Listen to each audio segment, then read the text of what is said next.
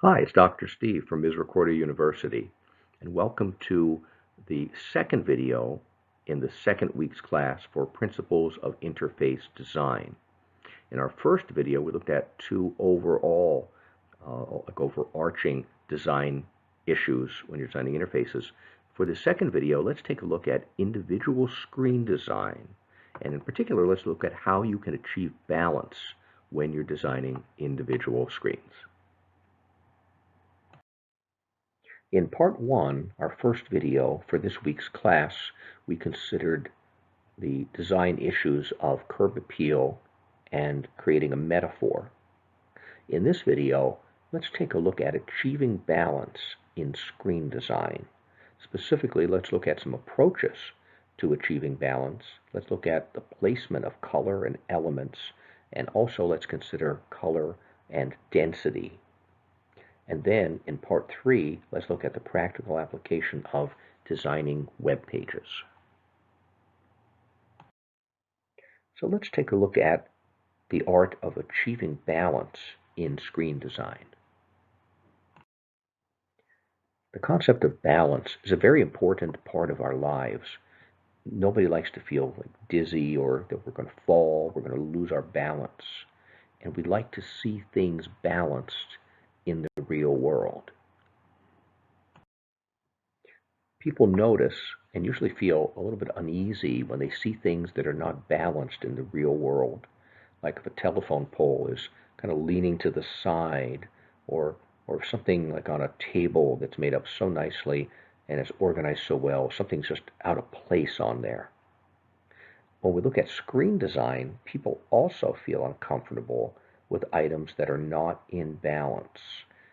We feel that something's wrong with that screen, and we feel the tension a little bit of tension that's associated with that. So when we're looking at balance in terms of screen design, you can achieve that balance by arranging carefully the different elements that are involved on each screen of an application. So items like color, shapes, the placement of the individual elements or groups of elements, and even the layout of the text that you place on the screen. In addition to what you're placing on the screen, it's also important to take a look at where you're not placing things on the screen. In other words, open or empty space, because that also affects balance. That empty space in the design world, we refer to that as white space. Let's begin by considering color and element placement on individual screens. In last week's class, we considered color and how we look to nature to find different examples of color, and we also looked at other principles of choosing colors if appropriate for applications. When we look at balance, a lot of our understanding of balance also comes from nature. For example, the sky. People are used to viewing a natural balance. We notice that the sky during the daytime is light, it's blue, there's yellow from the sun, there are white clouds, sometimes darker clouds, but there's clouds up in the sky. And then as we travel down toward the ground, we find that we hit either mountains or some type of ground. So it tends to be darker on the bottom and, so to speak, heavier on the bottom, and things are lighter up into the sky. Even at night, we find that while the sky at night is darker, but then the ground is also very dark, so it's even darker still than the night sky. And also up in the night sky, you have shining elements up there, like a few planets, and we can see stars and other shining elements. So again, a little brighter up top, gets darker as we travel down to the ground. So think about what other examples do you see out in nature? In your house, how do people design a house? What does a room design look like? Typically lighter up top, and the ground tends to be darker and feel heavier. That's where the heavier furniture is, and so on. So balance is a part of our natural understanding of things. And users of applications in technology also expect to see certain balance that's incorporated there as well. So let's take a look at some examples. Here you're seeing a shot of a screen that's designed to be in pretty good balance. Notice that the top part of the screen is lighter, and then it gets a little darker, and then when we see the ground, so to speak, it's darker still. So this is comfortable to us, and we feel that balance has been achieved here, and we just feel comfortable. There's no tension because this mimics what we see out in the real world. Let's compare and contrast this with some other examples. In this screen design, although many platforms allow you to create something like this, and they may even suggest something like this looks awkward to us. It looks imbalanced. It's kind of upside down. Here we're seeing what looks like the ground up in the sky, and the sky is down where the ground should be. And it just creates some tension, and it doesn't feel right to the user. Now, what do you think about this screen design? What's going on here? It certainly looks out of balance. I see the sky, but then I see what looks like the ground in the middle. The only thing that this reminds me of that, again, a designer would have to be careful in using this kind of design would be if we're looking at a lake and we're seeing the middle of the screen here is depicting and mimicking the ground, and then we see the sky above, and then the reflection of that would be down below. It looks out of balance. It would be confusing because where would you put the text on a background like this? Where would you put graphics on a background designed like this? It would certainly cause tension and confusion to the learner. Another aspect of balance that we see in the real world can be demonstrated by a pyramid. In a pyramid setup, we find that the heavier elements are placed on the bottom, and they support the lighter elements that are placed on top of them. So when we're talking about heavier, like in the case of a pyramid, literally it is heavier. There's a lot of stone down there. But in terms of screen design, it could be the size of the element. It could also be the aspects of the color that make it feel that it's heavier. This screenshot would represent a positive sense of balance of elements. Notice this kind of looks like a pyramid in the sense that the amount of text that's on the bottom of the screen is a heavier element, like a big block of text. Lighter block on top of it, and the smallest block of text is on the very top. It feels comfortable. It looks natural. Now let's go and compare a couple and contrast a couple other examples. In this screenshot, boy, everything's really backwards here. It's like an upside down pyramid with the heavier blocks way up on the top and the lightest block down on the bottom. Now, when we're looking at this, I'm going to pause for one moment and say, well, why is this so important? Well, it's important because we want the learner to feel comfortable, to have that sense of consistency with what the learner normally sees out in the real world. And as we look in subsequent weeks, we're going to take a look at designing a screen so that the eye knows where to travel and where it should go. So there are other aspects to this rather than just feeling like it's good. But on the initial level, also feeling that it's imbalanced is not good because that can make a learner uneasy. And again, the concept of curb appeal, you can turn someone off of something before they even get too far into it.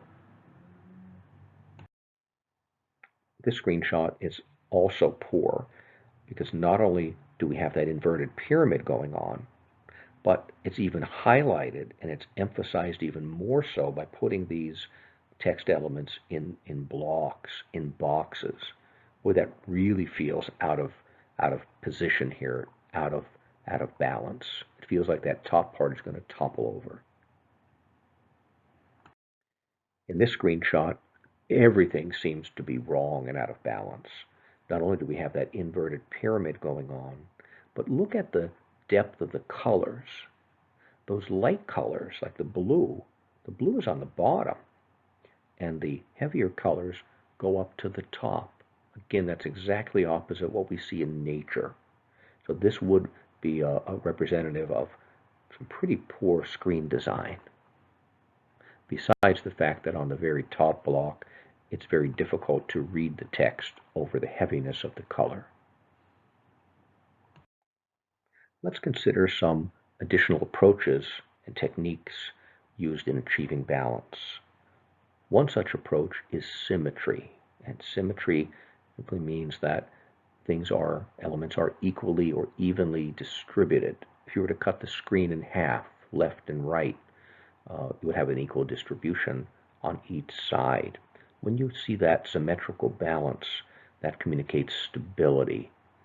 It can also be perceived as static, as very stable. Sometimes that's good, and there are also certain elements in there, certain aspects of that maybe we don't always want to achieve. The positive is that symmetry makes for comfortableness. It's relaxing to the user. Now, if the designer overuses it and gives too much balance, it can seem dull or even boring. So that's the negative part of it. To break things up a little bit, sometimes a designer, and we also see this in any form of art, an artist may use asymmetry, asymmetrical designs that display contrast, variety. They suggest that it's not formal, it's less formal. There's informality there. Could even surprise the user and give the feeling of things moving. And we'll look at some examples of that versus having a static feel where it's so stable that nothing is going to move from there. It's at rest. So in general, designers tend to want to achieve balance, and they want to use symmetry. So how can we do that? Well, you could center elements on a page, and that certainly makes a very stable feeling to that screen. You could divide the screen into a number of equal columns and or rows, and then look at the balance that you're achieving based on those lines that you would theoretically draw on there. And you certainly wouldn't show those lines in the final iteration of the app.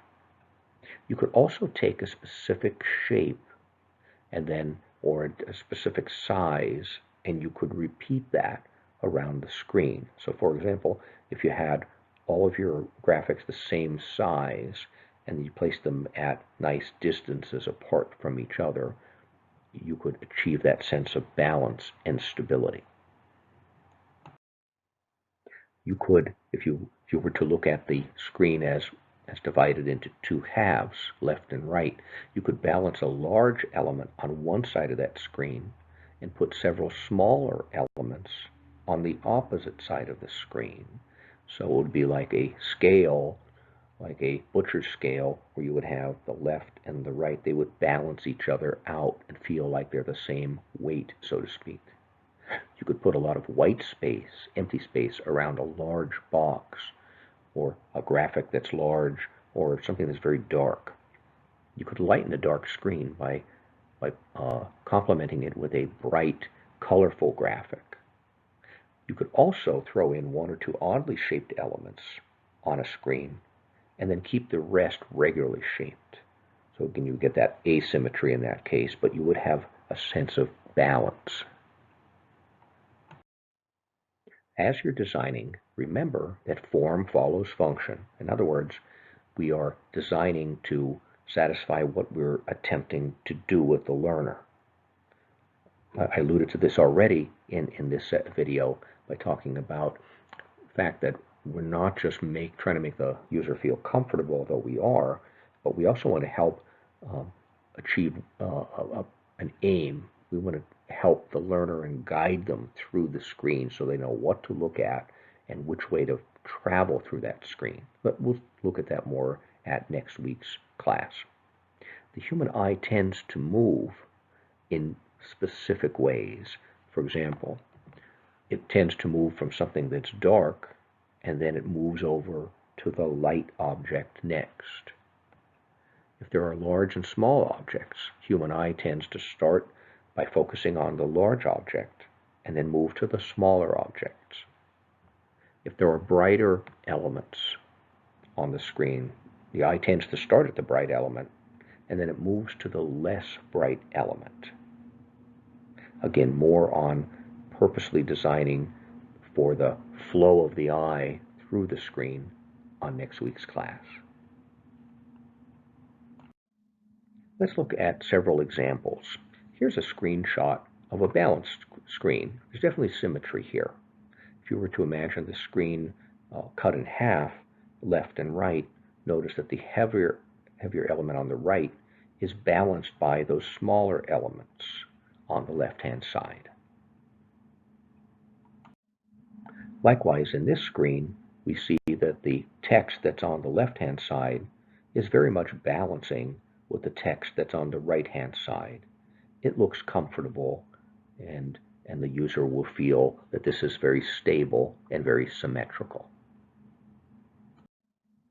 Here, if we were teaching something about trains, notice that the left-hand side of the screen and the right side are not balanced. There is asymmetry here, but also notice that because that right side is starting to go down, it kind of gives the feeling like there's going to be movement. It's like a roller coaster where it starts off slowly on the left-hand side and then it picks up some speed. Now, there's nothing moving here physically, but yet it gives that impression. This screen seems to be very confused. It does not represent good design at all. It really does not seem to be balanced. Notice that there's a large graphic on the left side and then two smaller ones underneath. First of all, that's out of balance by itself. You would expect larger things on the bottom and like the pyramid shape, smaller on top. But then also we have that box on the right, and it's kind of hanging out there like more toward the sky. So in no sense is this balanced. So this would represent poor design or haphazard design. Let's look at one last way to attempt to achieve balance in screen design. Let's consider the use of color and density. When we're talking about density, we're talking about how many objects, how many elements are on that particular screen, and again in any medium. Could be a web page, and many times web pages, this is a problem that we see widespread. Many times less is more, and if there are too many elements on a screen at one time, the learner is overwhelmed, and the learner does not know where to look or what to focus on. Let's take a look at some examples. So let's start by considering a website that has a lot of density. Now I'm not looking at the quality of the material that's presented here. I'm just looking at the density of it. Now here I can see that there are 3 different panels. So we've got one on the left, one on the right, and the main reading area in the middle. Okay, that's good. That's some standard design. But look at all the text that's on here. Where do you go? Where do you look? There's material everywhere. There's elements everywhere here. There could be some very valuable information, but it's going to be hard to get through this to see it. And then, if I were to scroll down, there's definitely a lack of organization here. Whoa, there's a lot of material. And again, the material could be very, very good and valuable stuff, but it is highly, highly dense, and the eye doesn't know where to even start here.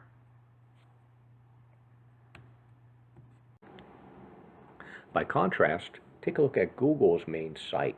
Probably very familiar with this already, but now take a look at it through a designer's lens. Notice the eye knows where to focus. It's in the very, very middle. The design is very simple. It's plain. It's easy to work with. Certainly the density extremely low. In the upper left, you see about and the store information. In the upper right, there's access to Gmail, to image search, and then you have the ability to go into the Google Apps. Easy, simple, low density, very effective design. Let's shift our focus to color. Color is so important in our lives. It helps us identify things, helps us understand things. It can convey a sense of mood or feeling. It can send messages. So if a designer uses color carefully, the designer can help the user understand where he or she is located within the application or what's about to happen. So let's take a look at some examples and how to do this.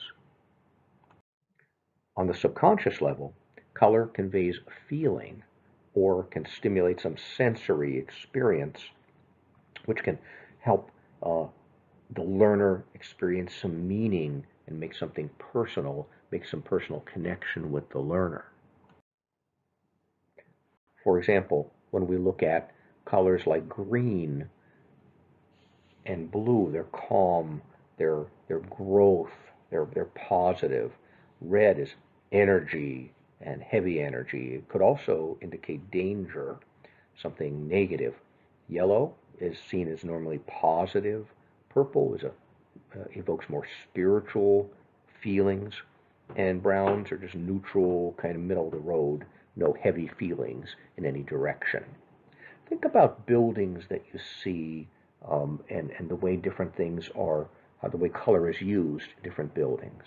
For example, if we look at classrooms, and if you look at medical facilities, the interior of classrooms and medical facilities typically are some pastel, some light color, greens, like in a classroom, sometimes greens, tans, yellows, pastels, like light ones, something that's blue, because it's calming.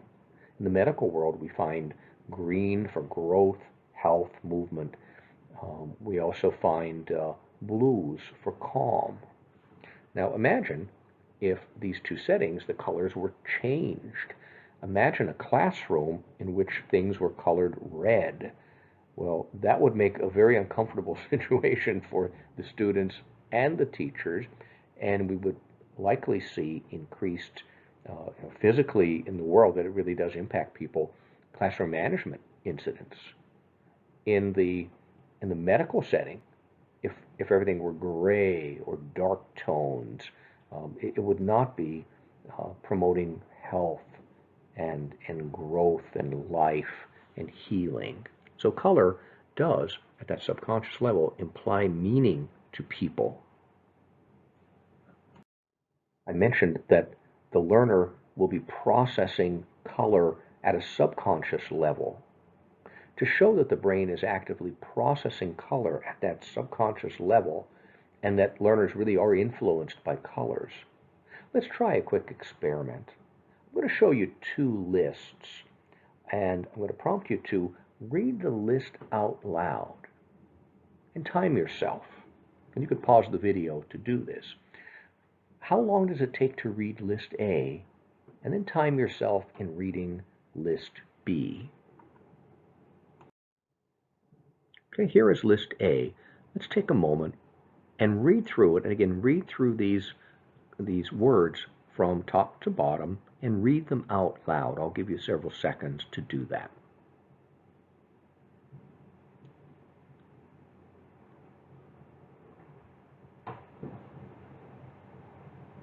Okay, do you have your timing for that one? Let's pull up list B now. Let's do the same thing. If you have a stopwatch or stopwatch app, let's time this. Here we go.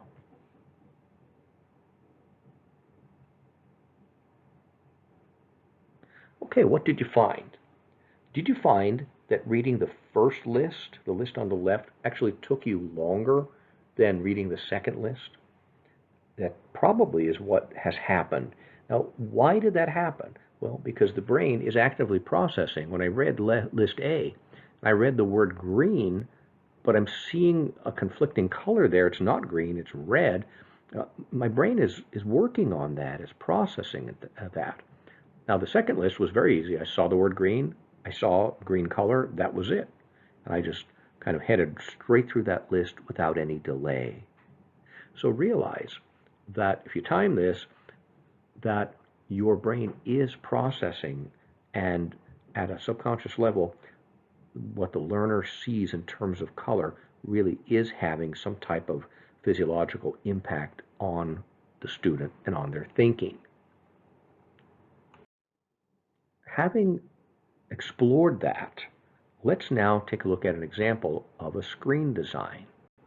This screenshot is going to be where some text is going to be placed on here in graphics that are dealing with the ocean.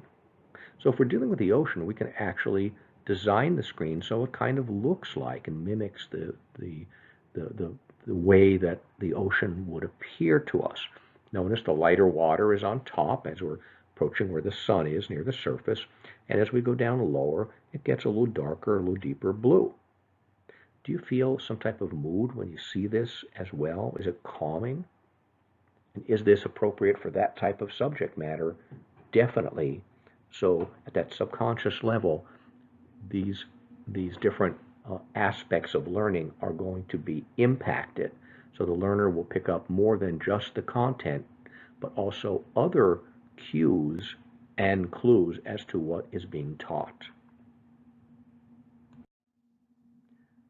Over this screen design, a designer is going to place some materials, which is going to be text and probably graphics, about how raw metals are heated to extremely high temperatures as people are creating steel. Does this color evoke a mood for you? Can you feel the heat here on this screen? Is it appropriate for that content? It definitely is. Maybe you can feel the heat. If you think about advertising in visual media such as television, advertisers will use sounds, colors to try to, and other elements to try to evoke feelings and moods and spur memories and to get people interested and motivated into purchasing their product. In similar ways, we can interest students in the content and also help illustrate the content through these different visual elements when we're teaching something through some electronic medium. In this last example, this design was chosen by an instructional designer for use during discussions. So the idea is that every time in this app, every time that the instructor wants to pose some discussion questions, they will be presented in this fashion in a bulleted list, and they will be against this background. That's also an example of good design because the balance of the screen itself, now not that paragraph that's on the bottom to give us just some descriptive information right now, but the balance of the screen, color-wise, density-wise, and in terms of the symmetry of the screen, is going to be good. And the idea that every time that this same activity is going to occur within the app, that the same design is going to be pulled back out again is very good because you have that consistency of the interface. Remember, consistency is a very important part, another element that's very important when you are designing screens. So this would represent a good practice as well as good design of screens within the interface of an app. So to briefly summarize, during part 1 and part 2 of this video series for this week's class, we looked at curb appeal, we looked at metaphor. During this video, we looked at different ways and methods of achieving balance through both color and element placement, and then we finished by looking at color and density on a screen. In the third part, on our third video for this class session, week number 2, we're going to look at the practical application of these principles to designing web pages.